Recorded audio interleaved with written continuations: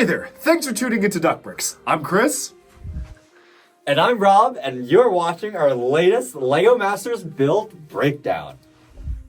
But before we start, let's dive into a recap of what we built this week on LEGO Masters Season 4. Introducing the World Wonderliner. This is not just a plane. The World Wonderliner is a celebration of travel. Travel has played a central role in shaping who we are today. The world is a huge place full of rich perspectives, and we found that learning those perspectives is vital in promoting empathy and understanding, and we hope the World Wonderliner and its story inspires others to do the same. On the World Wonderliner, two passengers, Christopher and Robert, are headed off to their next travel destination.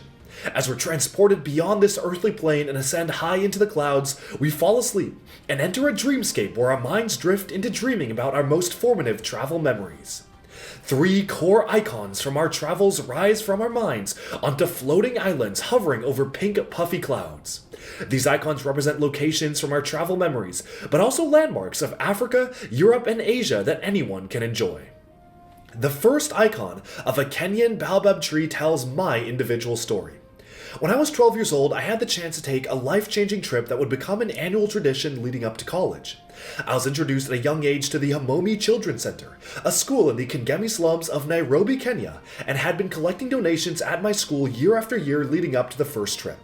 My parents have always been supportive of me in everything I want to pursue, and I'm incredibly thankful to them for that. But you can imagine, they were a little taken aback when little 12-year-old Chris said, "I want to go to Kenya and teach lessons." But of course, they pulled through. And when I got there, I had the incredible opportunity to not only deliver donations, but teach engineering and STEM classes focused on programming, math, science, and of course, LEGO classes, like who could build the tallest tower or the strongest bridge. At Hamomi, I learned about the origin of the school, and that's where we get our first icon. On the outskirts of the slums, there was this great big baobab tree that, if you looked closely, almost seemed to have a face carved into its mighty trunk. Children used to gather and play there day after day, but didn't have the funds or ability to go to school. And so, the founder of the school decided to hold classes of his own at the very base of that tree, first starting with a couple students, but eventually teaching over 100 children at once as the school grew and grew. Our larger-than-life figures at the base of this tree depict the founder and one of his students, as they not only enjoy the beauty of African wildlife, but connect on a deeply personal level. The second icon of the Forbidden City tells Robert's individual story. Robert's parents grew up in China, living in poverty and just trying to get by. But after many years, they were able to scrape up enough earnings to immigrate to America in search of new opportunities. They worked odd jobs in the US and eventually rose their way up the ladder to the middle class. Robert himself was born and raised in America, the first generation in his family to do so, and every other year he travels back to China with his parents to relive their story. These trips back to China instilled in him a sense of grit and hard work that he carries with him to this day. And with that, we arrive at the final icon, the central icon of the Roman Coliseum, which tells our collective travel story. Rainbow bridges arcing from the Forbidden City and the Kenyan tree connect at the intersection of this majestic Coliseum, where larger-than-life figures of myself and Robert high-five. This build is really special to us because it was the first place we visited on an international trip together. It was the summer after our freshman year in college, and we had been working on our startup together for a year, and figured it was high time for an incredible team vacation on a cruise around Italy and Greece. For me, I'll always remember the look of wonder on Robert's face when he saw the Colosseum for the first time, as it was his first European trip, and I was so excited to travel with him and vicariously live through him, as if I was experiencing these sights, sounds, and tastes for the first time too. As the center icon of our build, the Colosseum represents us coming together as a team and embarking on our first trip together, with many more in the future. The World Wonderliner is a symbol of travel that anyone can enjoy, celebrating icons of Africa, Europe, and Asia. With a whimsical flair of a rainbow visor cockpit, pink clouds of the dreamscape, and our moving beds gently floating through the clouds, this plane is powered not by engines, rockets, or fuel, but by the power of imagination, dreams, and hopes for the future, inspiring builders to learn more about new cultures, experiences, and people. But at its core, the Wonderliner also signifies a deeply personal story, featuring myself and Robert's most important travel memories, both individually and together. And so, we invite you to join us on our journey with the World Wonderliner. All right, so that was our full-on pitch for the World Wonderliner. And I still cannot believe I'm saying this, the winning build for Season 4, and we were up against some really steep competition. We were up against steep competition. Yeah. Nina and Sam, unbelievable builders. They won 3 or 4 challenges in the very beginning. Yeah. They were always at the top. They were always heading up the pack. I always figured that they were probably the highest chance to win the whole thing. Mm-hmm. Powerful builders. Very awesome people too. They're really fun to talk to. Paul and Alita, they've been on the up and up as well. They won the telescope challenge while we were suffering with the chair. Down bad with the chair. I actually really like the roller coaster as well. Yeah, the card very, themed roller coaster. interesting. So, coming into the challenge, we had 2 other teams that were so strong. Yeah. And we're like, all right, let's give it our best shot. And we made it happen somehow. I mean, obviously you watched the episode. The other builds were amazing. We had the really cool, mini land scale dollhouse that was kind of the winter chalet style of house with the roller coaster inside of it. And even, I think my favorite part of that build is there's the guy with a screaming expression looking up as the icicles falling down. That was hilarious.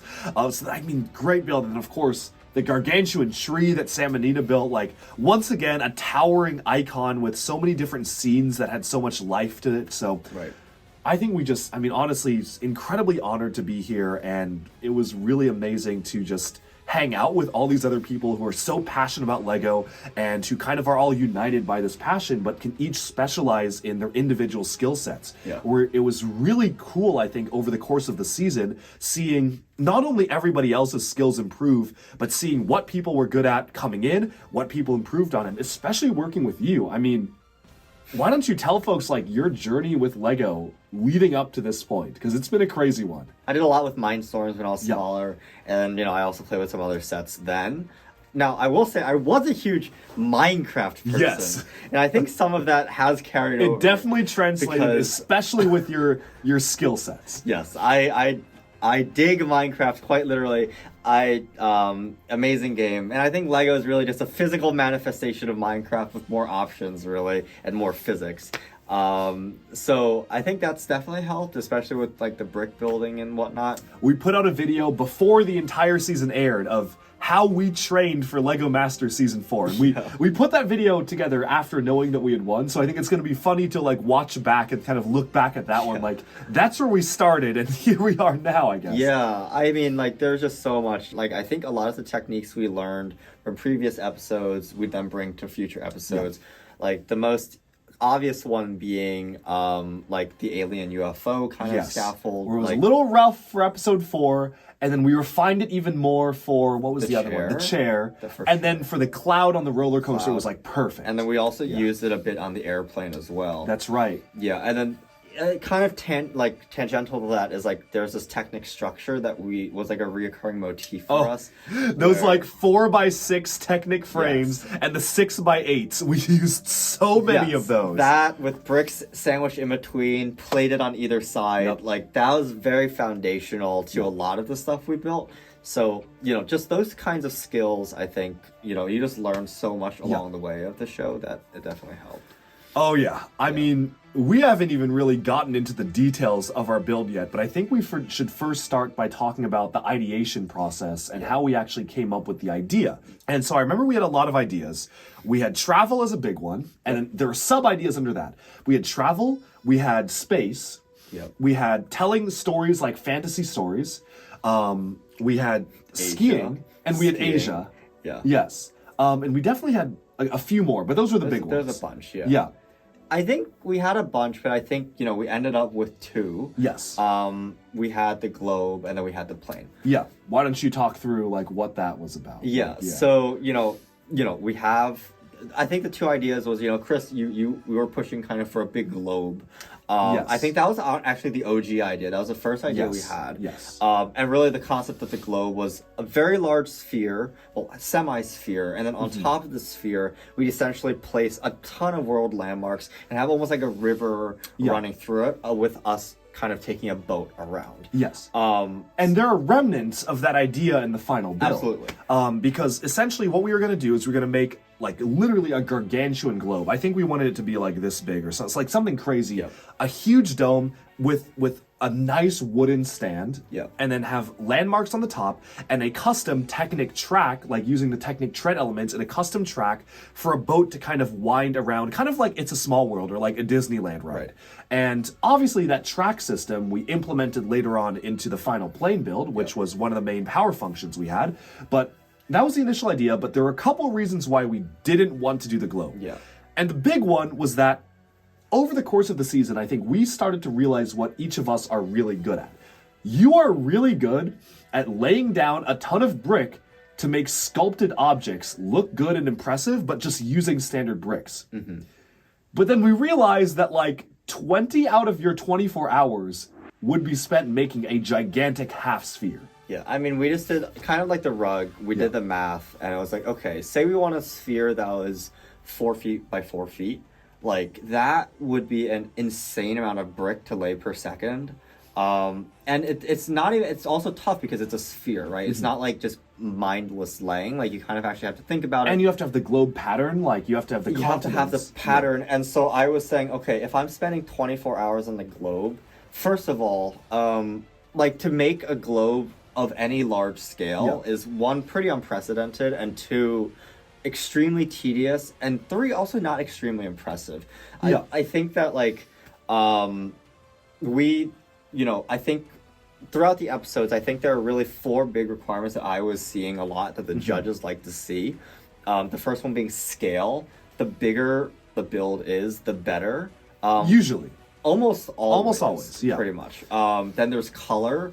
Like, good use of color, like, the colors work together well, makes the build very interesting, they're harmonious, they make sense. 3, story.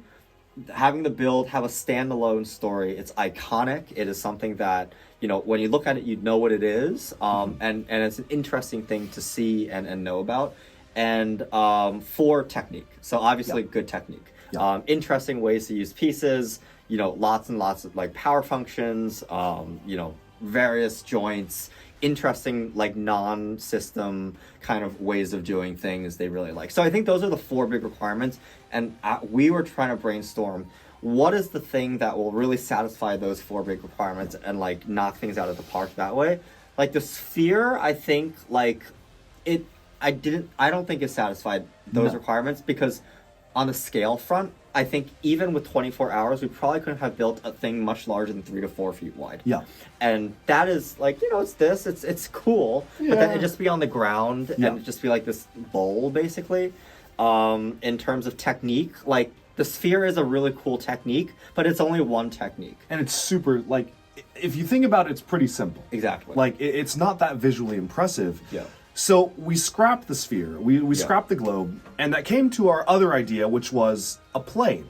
Now, the initial worry about a plane, and I know we had a few things that we were quite worried about, was a plane is actually quite narrow in terms of the middle. So if you wanted to have world landmarks and a power function to go through them, that's not a lot of space. Yeah. Like, even unless you made the plane stupidly big, which we ended up doing. Yeah. But even then, we were feeling pretty space constrained in that middle section. Yes. The other worry was complexity of the cockpit.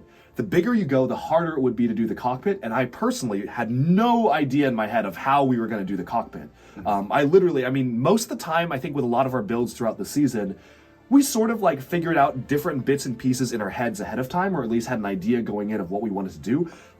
We went in blind for the cockpit. There's no clue how we were going to pull that off. Yeah. So that was a big question mark. And the other one was, I think, the worry about the color scheme. Because we wanted something that was eye-catching and vibrant, but if you think of, like, a plane, like, it's mostly just a big white, like, thing. So that's how we started to kind of iterate on that idea, where if you look at the final build, it has actually a gradient, which you came up with partway through the build, of lighter blue, then darker blue, and then dark blue, transitioning onto the back, and of course, having the Z's integrated into the tail fin, which was amazing. So a lot of little things we added in to spice it up. And we were initially going to be very, very ambitious. So our goal for this was to make a build that we didn't want Amy and Jamie, the judges, to say, wow. We wanted them to go what? What is this? Yeah. So the initial scale that we wanted to do was 8 foot long. I think we wanted to do it 8 feet long. And as we were planning it out, you turned to me. Robert looks at me as we're like, okay, we can make this 8 feet long. And he's like, I don't know, man. 8 feet seems kind of small. Do you think we could do double? Yeah, so I was, mathing out like what a reasonable plane size would be that we could actually finish. And like one thing that's really cool to emphasize about planes is that unlike a sphere, the geometry of a plane is actually in many ways easier to manufacture than with a sphere. With layers, you can slice it up. Yes, because a plane, fundamentally speaking, is a two-dimensional wing, which is pretty easy to build, at least just think about, and then also very long cylinder with some special things in the front and the back. And those things, theoretically speaking, are not too hard to build conceptually. Conceptually. Yeah, so I think yes. One of the big reasons why we built a plane so big was because, again, we wanted to have space on top for the icons. And so one of the things that I was hoping for was that the top would be at least one base plate wide. Yes. And so... 132 by 32. 132 by 32 yes. plate wide, basically. And that will give us enough space to really flesh out some nice looking icons. And that set the scale. And that would effectively set the scale, right? That's the minimum scale that we think that we can fit a good power function on top and have some interesting story on top. That won't be just shrunk down. But then we're like, okay, but this should also look like a plane. When it comes to shaping, I knew to trust Rob. So yeah. Robert was just like, let me just memorize this. And you essentially just told me, hey, just make this. I'm going to make one, you make the other. And the way we divvied up work was, I think, playing really to our strengths. What you were trying to do was do 2 different cross-sectional areas of the plane. Yeah. And it was a flat base and then a middle part, and essentially use those to set the actual scale of the cylinder going around. Yeah. While he was doing that, because I had no visibility into this, I mean, he was just stacking together Technic frames. I was like, okay, I'm just gonna let him do his thing because I don't know, I did not have the scale in my mind. What I was working on was the center section, which was our mechanism, because as we've kind of, I think, a lot of my strong suits are small detail and mechanisms. So I was like, okay, I'll work on the middle section, do the nice icons, do the mechanism, and also do the cockpit. Yeah. I didn't know how I was gonna do that. And then you were working on the structural stuff and the high level design aspect of what do we want the cross-sectional areas to look like, right, and what are the dimensions exactly. So we went into it with a really, really solid plan of hour by hour for all 24 hours. Here is what each of us are doing per hour. Yeah, because we knew from the get-go that, if we wanted to make... Because the plane at the end of the day was about 1 base plate wide, 132 by 32 base plate wide, and 10 long. Yeah. Sorry, not 1 wide. I mean, the frame is 1 wide, and the wings also extends about 10 to 11 base plates wide. So I think, we knew from the get-go that we couldn't really improvise everything. A lot of planning had to be done ahead of time. So, obviously there's the plane blueprints. It's really just compressing the shape of the plane, kind of zipping it up into very easily memorizable things. Mm-hmm. Another big thing that we really wanted to put into consideration was that all of the dimensions of the plane were set in a way that is easy to build around. So, for example, the plane is exactly 10 base plates long. Yep. It is exactly 1 base plate wide. The middle section with the icons is exactly 5 base plates long. Yeah. The cockpit is, correspondingly. So everything was basically in a unit of base plate, which was very easy to remember. Yeah. And also a lot of Lego pieces work around those dimensions. Yeah. So that really sped up the process quite a bit. By deciding that beforehand, we had a really solid plan going in. Right. Because what we do in our day jobs is we're product managers at Microsoft. So what we do with that job is kind of a lot of scoping in terms of laying out the details of the timeline of a project and saying, okay, here's our sprint, here's what's going to get costed over months or weeks or even years. But here we just narrowed it down to 24 hours. Here's what each of us is doing, parallel tasks per hour with maybe an hour to integrate in between. Exactly. And so what was really funny is that for most of the build, we seemingly had like nothing done, or we had a collection of disparate, weird, random, multicolored objects done. Yeah. We had 2 surfboard looking like things.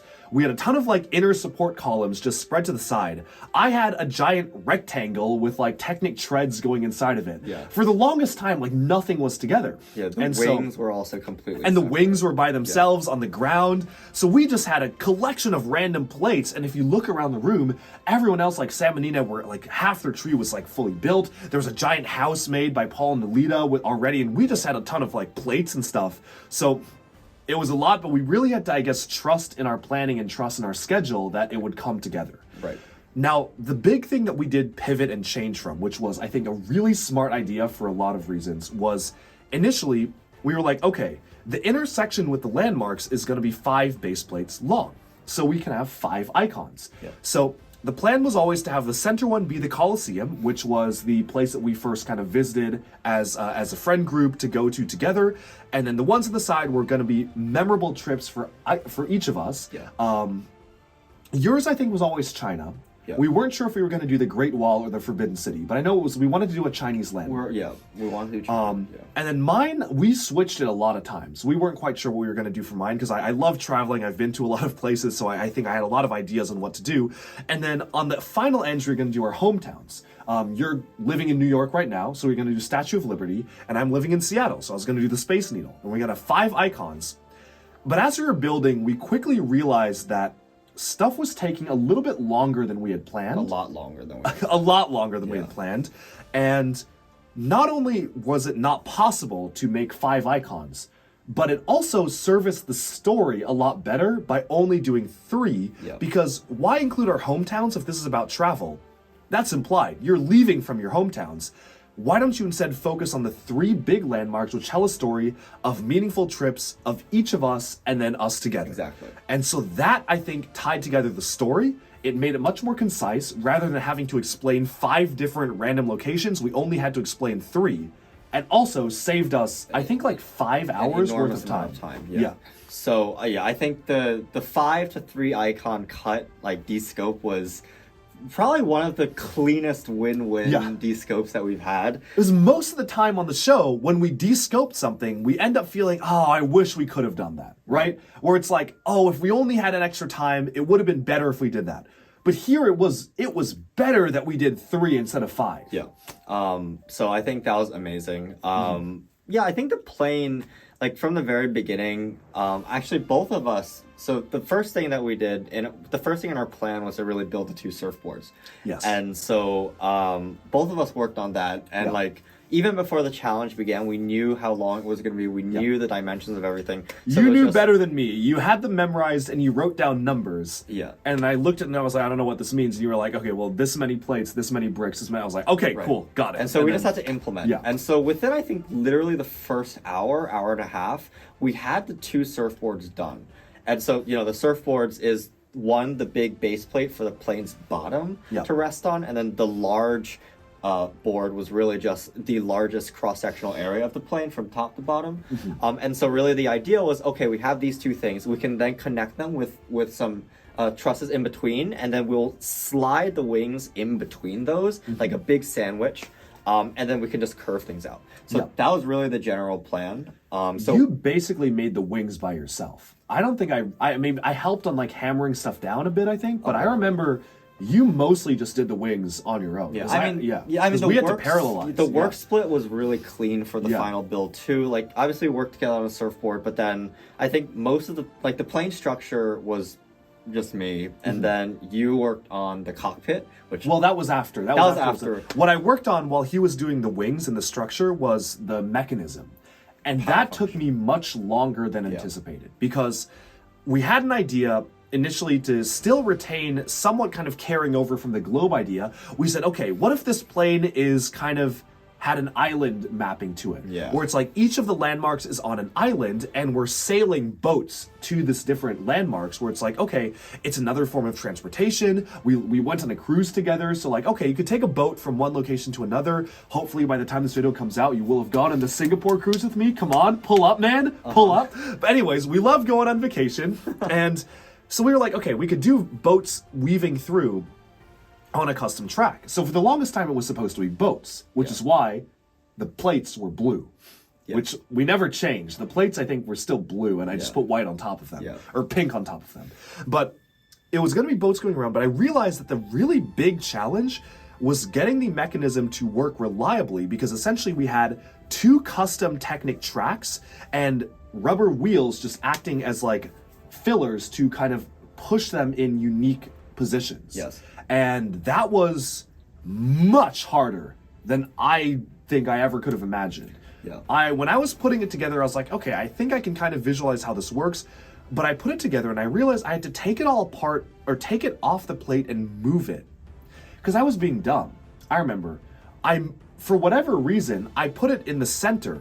But then I was like, wait, if it's in the center, the landmarks aren't going to have anywhere to stand. Right. So I had to pull up everything I built after I got it working on one side and move it forwards by a lot of studs and put it down again, which was But I not a good remember use that, of like, because you did that, you actually, like, basically you re-optimized the entire thing. So actually, when you removed it and rebuilt it, it was much slimmer smoother and better and smoother than it was before. Yes. So it was worth it, but that did add a lot of time. So I think I lost 2 hours. Maybe. I think I was 2 hours overtime, that's like the danger zone right there. Like 2 hours overtime in a 24-hour build is like pretty scary. And that was when we decided to descope the 5 down to 3. Yes. But when I finally got the mechanism working, we had the boats going around, and then I think that was it. And then our parents came. Yeah, and then our parents. That was wild. That was a surprise, to be sure, but a welcome one. Yeah, I mean, none of us expected our parents to come. Actually, well, Well- I kind of expected our parents to come on, like, the judging of the finale. Yes. Because that's what happened in previous years, and they're like, okay, cool. But then when the doors opened and our parents walked in, Halfway through the I was build. like, wait, is that my mom? And it's like, oh shit, it is. Mama Lee and Chad Lee Yes. pulled up. And I was like, all right. So that was great. You know, my mom was on duty, like roasting the other teams. I think she forgot she was on mic, so got a few roasts in on the other teams. I was like, I don't know, I think they're doing pretty good. I knew they were recording me, so of course I was the good guy. But they came. It was very entertaining, and right after that, I think we started integration. Right? I think you had to finish the wing. I had to finish the mechanism. There were some things left. So like, the wing was one of those things that we misestimated how much time it would take. By a lot. Oh, by a lot. Yeah, because the wings, it's really hard, I guess, to get a good visual of.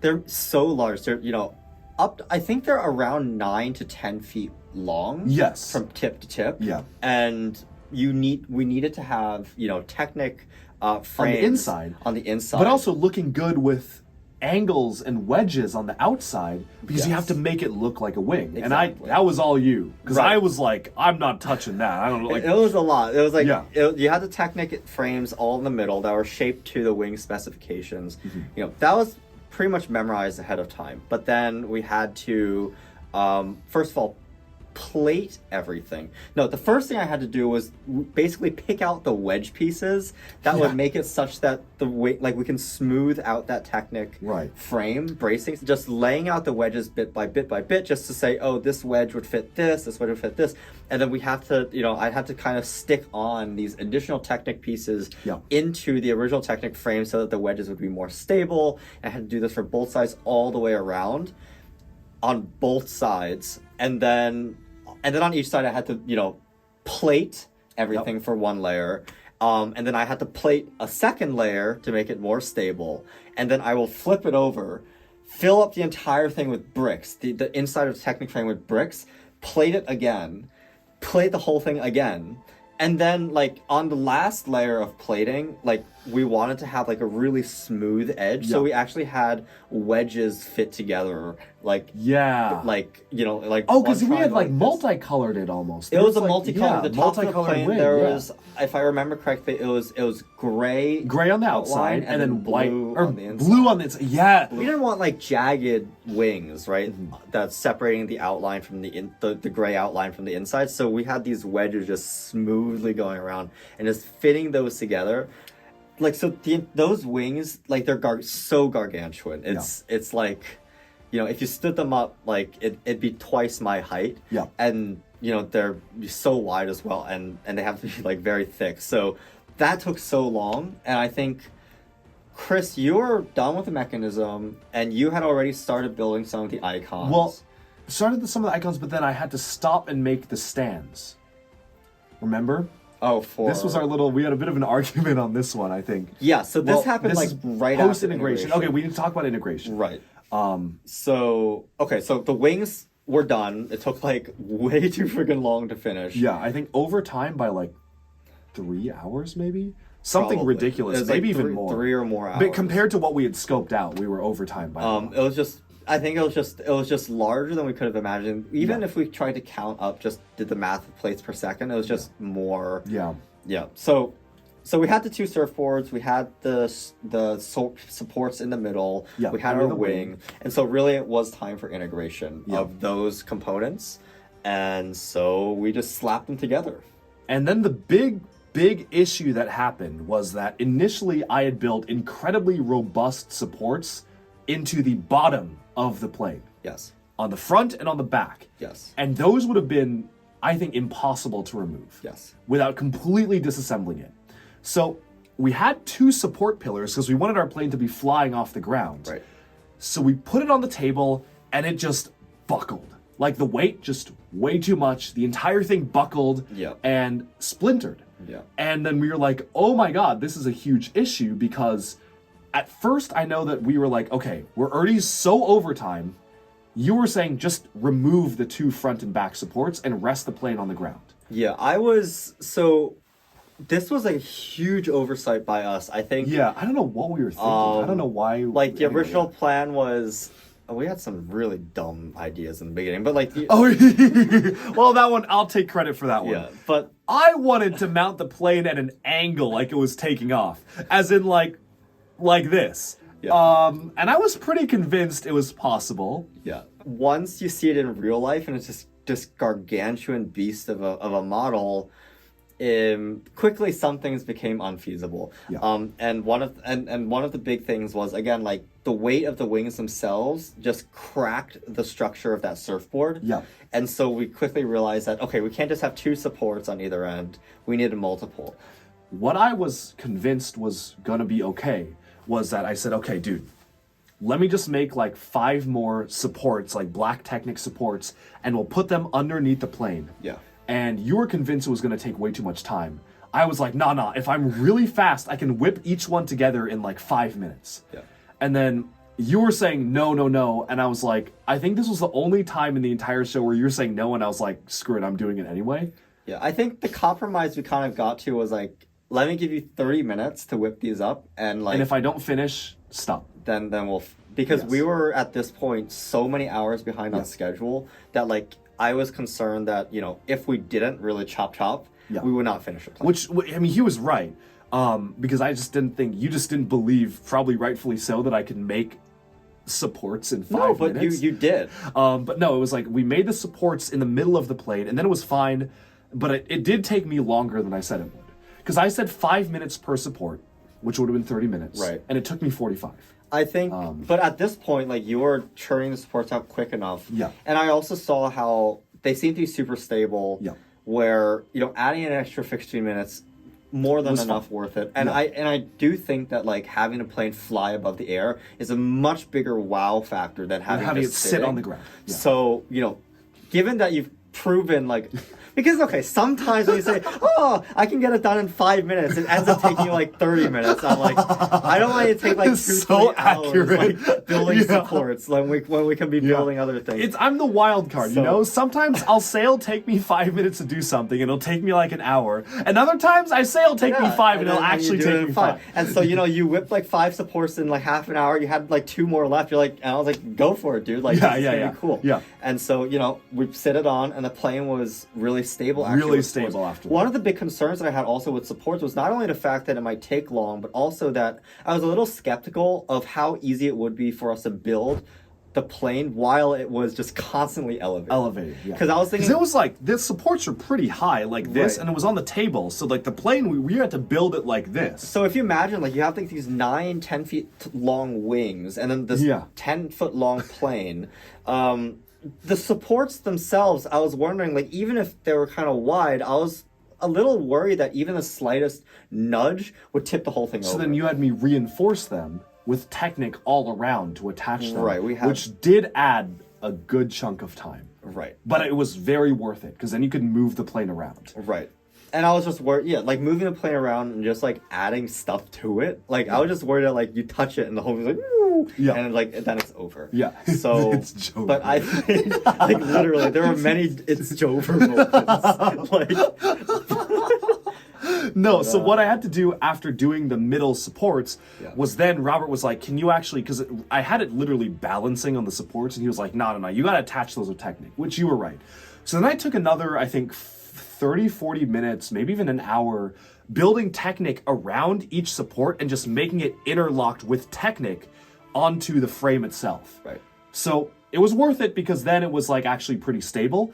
But then what we had was, we had the wings, you were making the Coliseum at that time, because you made the Coliseum. yeah. So in the time, because we had to switch this up, initially I was supposed to do all the icons, but because I was working on the supports and the Technic attachment, he had to improvise and do the Coliseum. So he was making the Coliseum, I was essentially getting the plane to be in a standable state.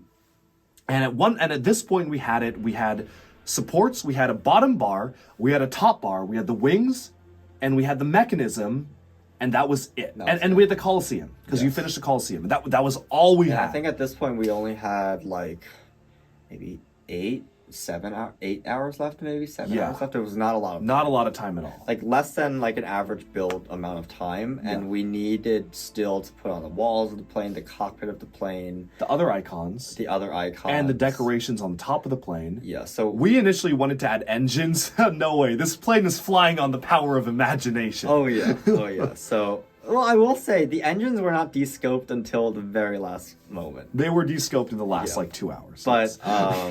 But yeah, it was definitely comfort time. So at around, maybe at this point I was still halfway through, but it was like maybe a little over halfway through the build, and we really just had the structure of the plane down. Yeah. And the rest was just making it look like a plane. Yes.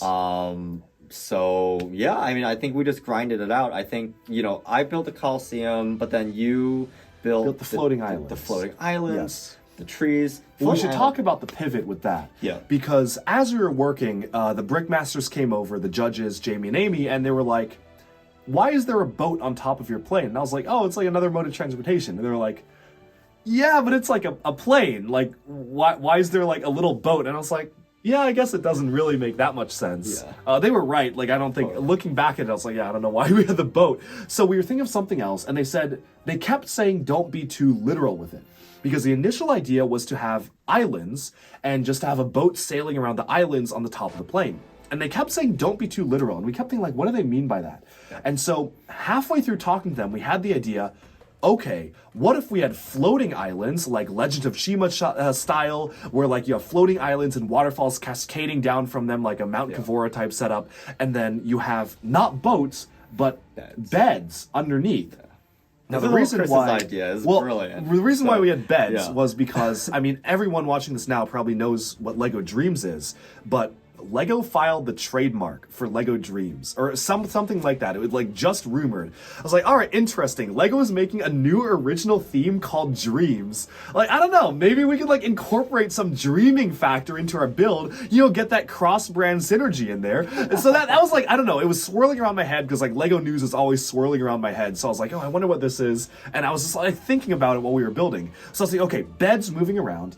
And I'm like, what do you like to do on long flights? Like sleep. Yeah. I get long flights are a good way to sleep. And I was like, okay, well, the story is you're sleeping on your flight to your next destination, and you're dreaming about past, present, and future trips. And I was like, that's the storyline. So we're going to have our minifigures in beds sailing through these fluffy white clouds on the top of the plane, and floating islands are rising up. It's a mystical landscape, and that is the story. And Jamie said, that's great, but just make sure that if you have smoke billowing out of your plane, that can also mean something not so good. And that was the warning that he gave us. Yeah. And I remember you were very worried about the whole cloud aspect after that, because essentially he had told us, like, don't do clouds. I took that as, all right, I'm just going to make the clouds pink.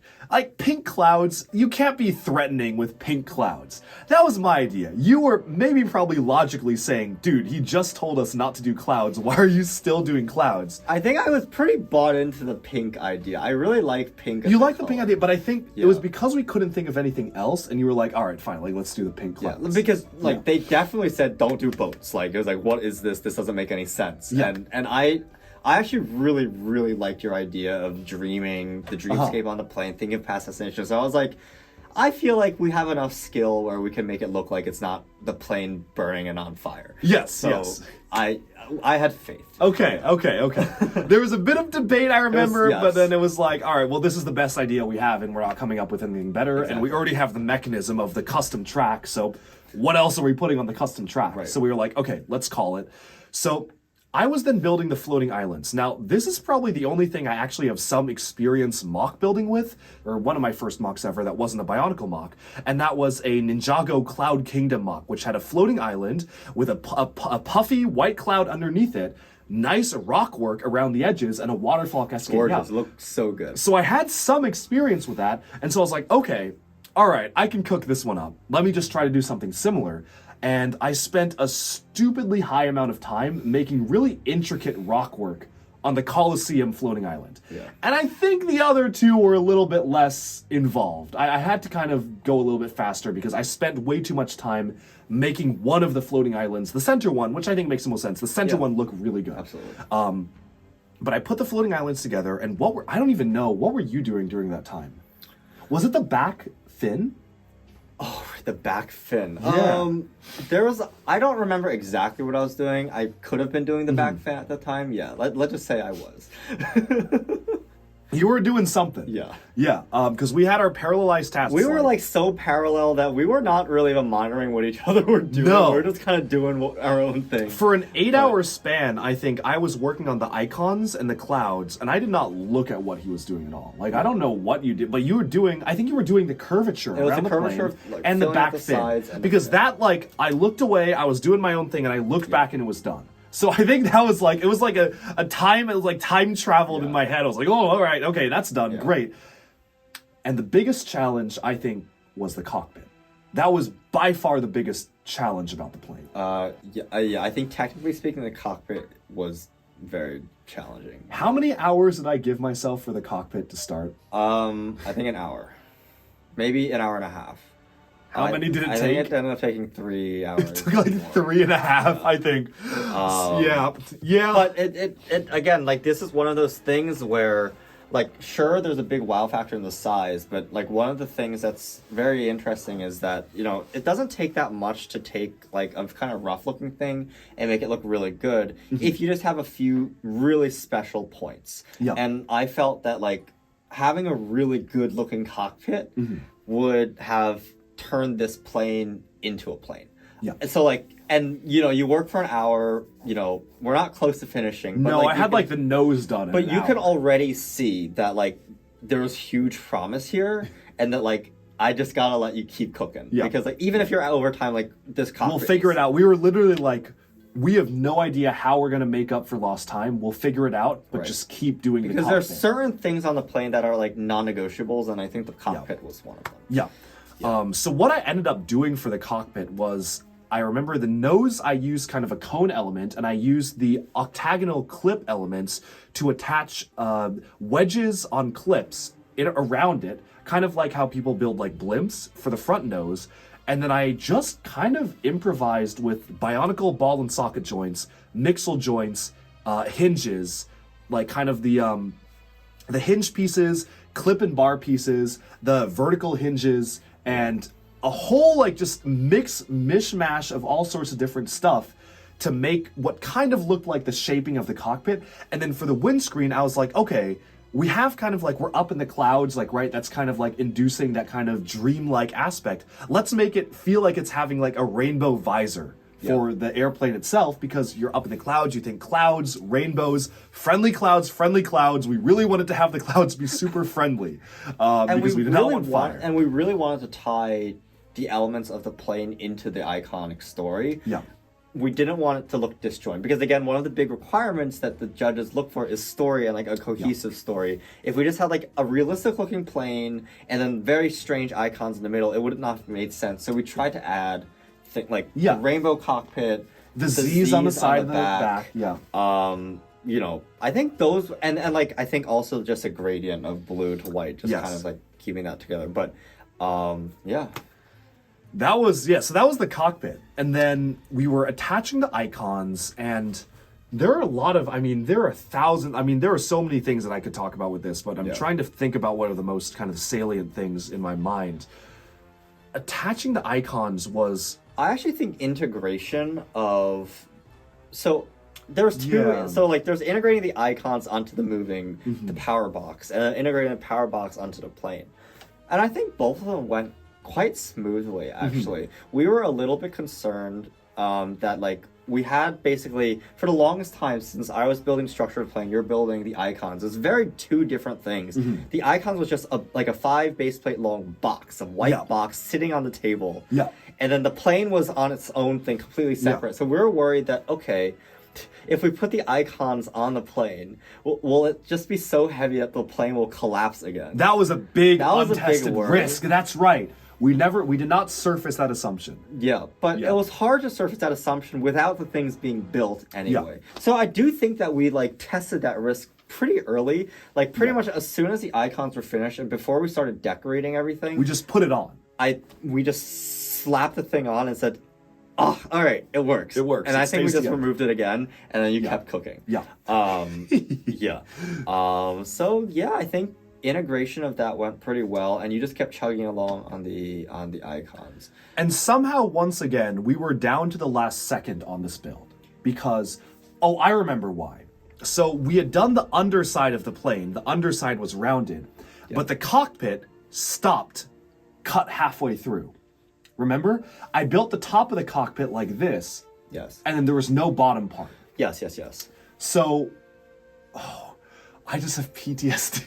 Oh my god, I just had a flashback of attaching that stupid back flap, the back angle, and it kept falling off. Yes. Oh. Wait, let's rewind. Rewind. So, that was awful. Oh my god. That was the worst. You pulled it off though. Barely. Yeah. It kept falling off and like, ooh. But yeah, so let's rewind a little bit. So we had the icons built. I actually really liked how you decorated the icons. You, for each of the rock formations, you had like a little unique thing. Like one had the waterfall. Yeah.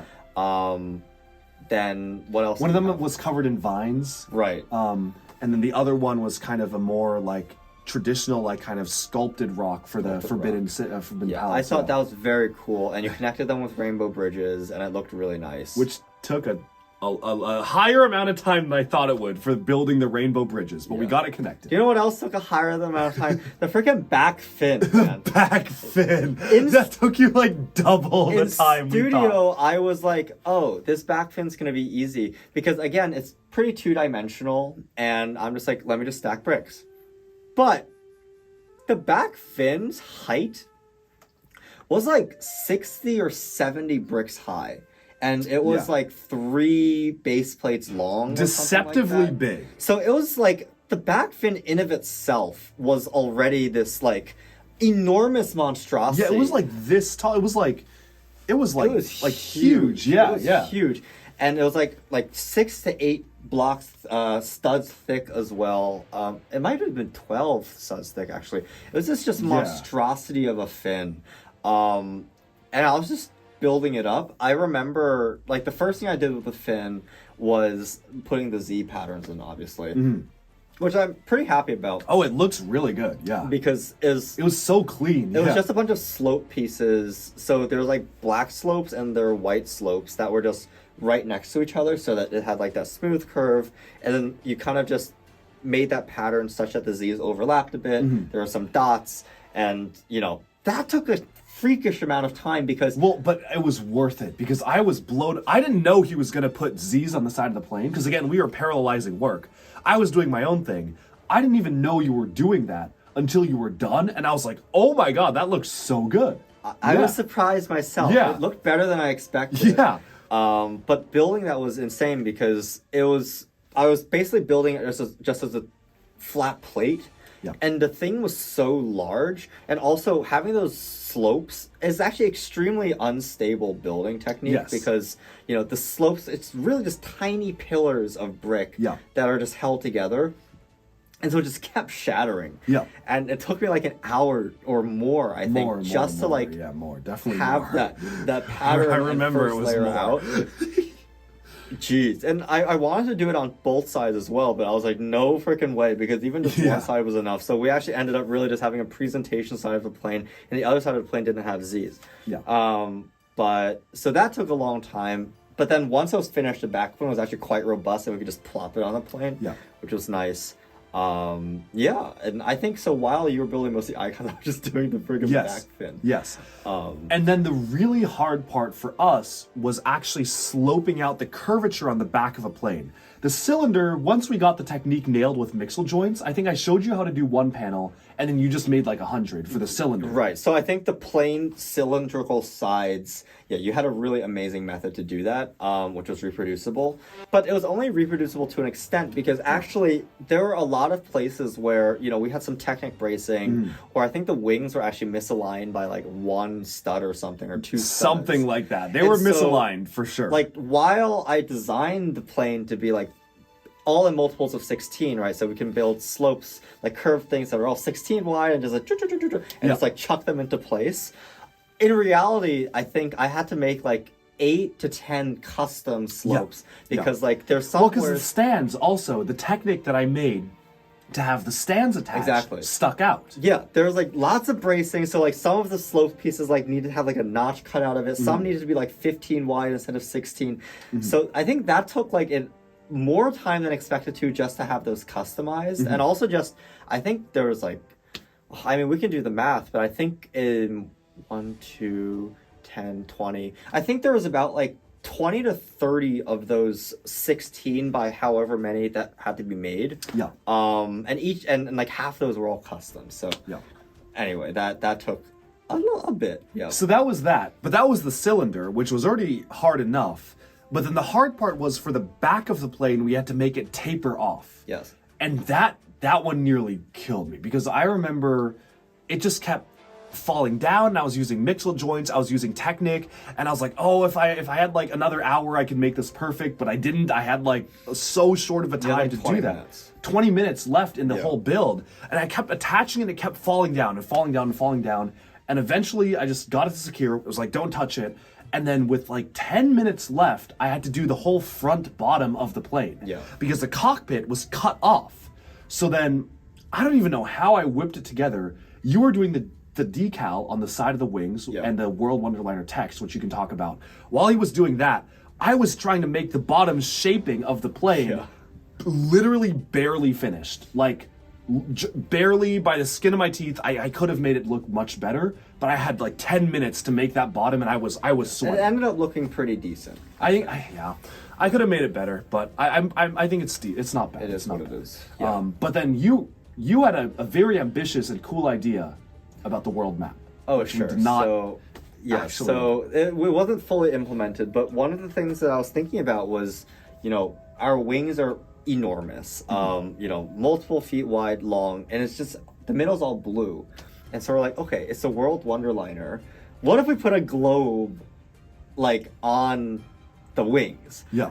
So basically, we would have one hemisphere of the globe be on the left wing, one hemisphere of the globe be on the right wing. And the wings were blue, so it made sense. So it's like oceans, and so you can put some tan and some green and some white, and just outline all the countries. Kind of like a Lego art mosaic type of thing. Exactly like a world map. Yeah. And so and then you can kind of like have the outline of the Earth on either side, so it's like this big, beautiful like globe. It's really just a lot of memorizing the shape of the world because in day-to-day life, we think we know what Africa looks like, or we think we know what Europe looks like. Whenever you're like, what But does then it actually try to look draw it from scratch on a piece of paper. Yeah. It's like kind of challenging. Yeah. So I think just like staring at a map for a long time and just kind of memorizing those dimensions was pretty tough. And then what kind of sucks is though, like we really only had, I think, 10 minutes or so. We literally had we should talk about the figures. I'll talk about that next. Yes. We had 10 minutes left We because had, of additional things. Literally 10 minutes left to finish, so I was just putting together a globe. I think I was only able to get one wing and the just outlines the of the country. Because I said it was so more important unfortunate. to get the World Wonderliner text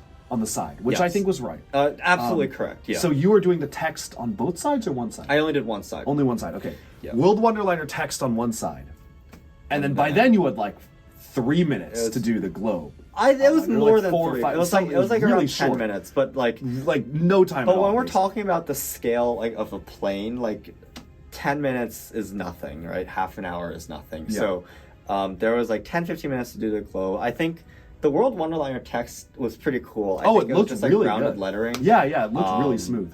But so that was that I think that made somewhat of an impact to the judges. But yeah, it sucks that the globe didn't get finished. Yeah, well, while he was doing that, one of the things that I also wanted to do was I felt like the icons needed more life to them. Yeah. Because when we were looking at the icons, they felt like monolithic, just like lifeless, emotionless things. And initially I was like, oh, maybe we can make like little micro figures represented by a couple studs here and there to keep it to scale. And then what the Brickmasters said kept ringing through my brain. They were like, don't be so literal. So I was like, okay, what if instead we made mini-land style figures to tell the story of what's happening on each icon, which added some time, but I really do feel like helped sell the story.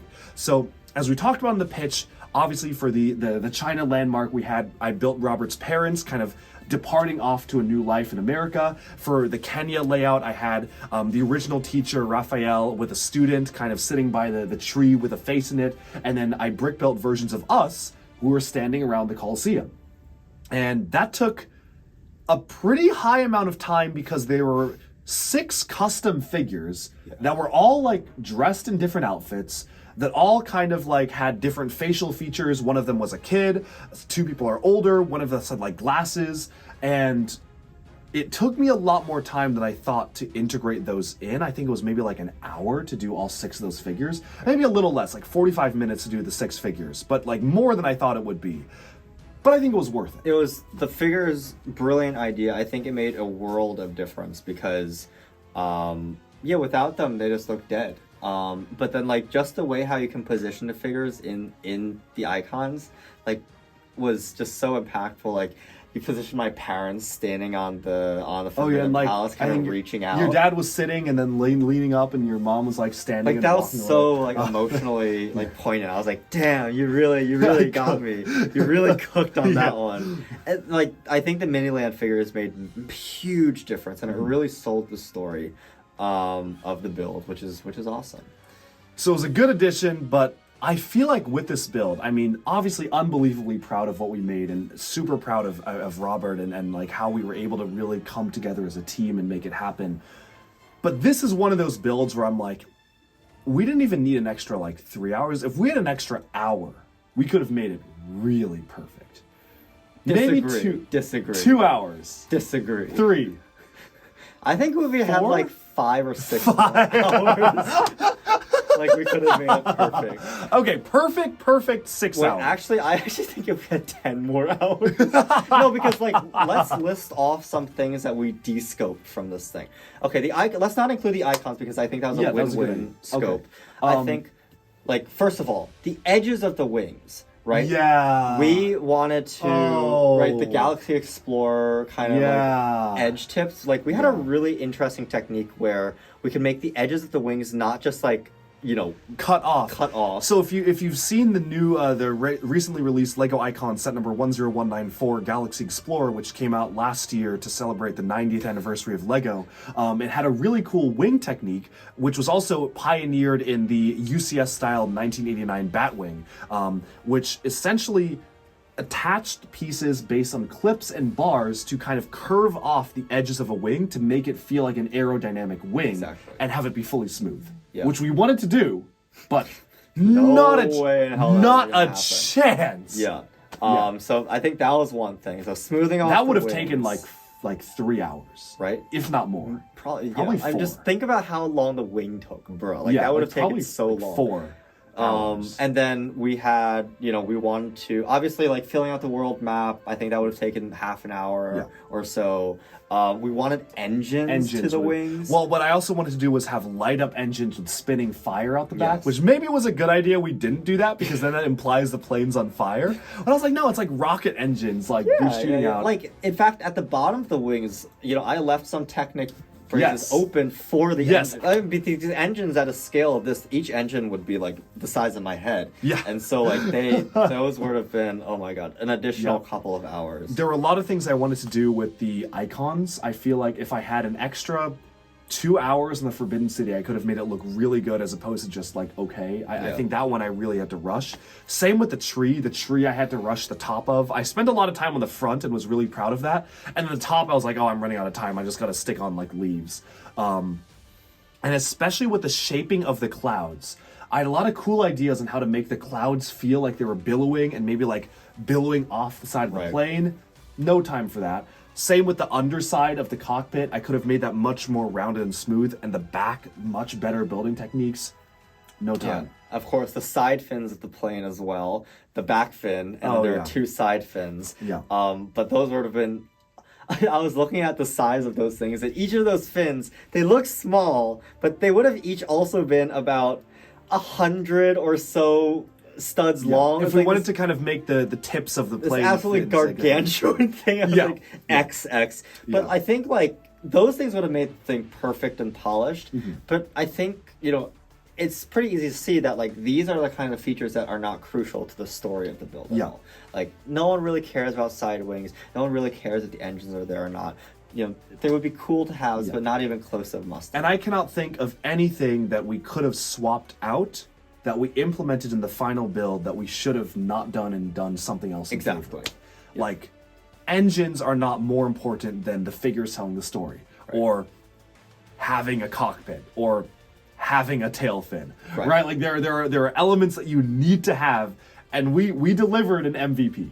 Yeah. I think we delivered the minimum viable product in every sense of the word. Like, this was the MVP. Like, the features that needed to be there were in there, and nothing else was. Yeah. But I mean, overall, really, really proud of it. I think given like the scope of what we tried to build, I'm very, very proud of what we ended up with. Yeah. 24 hours was a lot of time. And too little time. And too little time. Yes. Yeah. It's always interesting to me because I feel like when I was watching the show, I didn't really watch a ton of Lego Masters because I'm not a big fan of reality TV until, of course, it became part of our lives. But I mean, I didn't watch a ton of Lego Masters until we got on the show. But as you're watching it, I was thinking, okay, come on, these guys had 24 hours and this is all they made, or like, oh, they had like 10 hours and they just have this. But no, like when you're on set, you're like, oh my god, I cannot believe that we made this in this short amount of time. Yeah. It really put it in perspective to me because I feel like I was like kind of judging. I was like, wow, like these guys only did like this in 24 hours. Oh, come on, we could have doubled that. No, like we were barely finishing it. I think it gave me a real appreciation for all the previous seasons builds and of course everyone else we competed against, because scale is harder to convey on TV, I think. And being in the room with these giant builds, it really makes you be like, oh wow, like this is how much time it takes to put something like this together. Exactly. And that was just something, I mean, it was something completely, I'm humbling, honestly. It's just really to see. humbling. It always looks easier on TV than it is in real life. Yeah. Looking at the 10-foot wing, it was like, ah! He can make it even bigger. I was, like for some deluded reason, there was like a span of 2 or 3 minutes where I was like, wouldn't it be nice if instead of 32 wide on top, we actually had it 48 wide? Because, we can just fit more stuff on top. Why not? And then I was like, oh, then the plane would be, 15 base plates long and 15 base plates wide. Oh, that's just 5 base plates more. Doable. 5 base plates more. 5 base plates more. What is that? We'll just curve it off a little bit more. That's not too hard. But, like, once, like, Yeah, like, but you know, I think realism set in, and I was like, no, let's keep Yeah. it at that. Yeah. We always overscope ourselves. Yeah. So, but like, it always looks really easy on TV, or at least easier on TV than in real life. But it was a fun experience. It was so rewarding. It was, oh my goodness. I mean, this was honestly the ride of a lifetime. This was just a really, I mean, insane adventure. And I did not think we were going to make it past episode 1 or 2. Yeah. The goal going into episode 1 was to survive past the first episode. Yeah. We kept saying, let's not get eliminated episode 1. And then after we got past episode 2, the goal was, let's try to make it halfway, but we probably won't. And once we made it halfway, we were like, okay, the goal is to make it to like maybe episode 7, 8. Once we got there, we were like, oh, the goal is to make it to the finale. Yeah. And that's when things started getting real. And I think after episode 1, we were like, okay, like maybe we could stand a chance, but never at winning. It was like stand a chance at surviving a few episodes. But Yeah. we're here. I mean, competition was undoubtedly fierce, Yeah. and we had to fight every episode to stay in. But I think that we have a history of working together well, and I think that played off on the show really well as well. So, yeah. Yes, we certainly have. I mean, I'm sure they'll talk about this on the show, but we co-founded a startup together. That's how we met, honestly. We Yeah. met because we wanted to make a startup together freshman year of college. Worked on it pretty much all throughout college, honestly. And then like we're working on a startup now. Like that's why you're here. Yep. We're literally like we're always cooking up something, and we work as a team. And I think we are really able to come together and optimize our skill sets.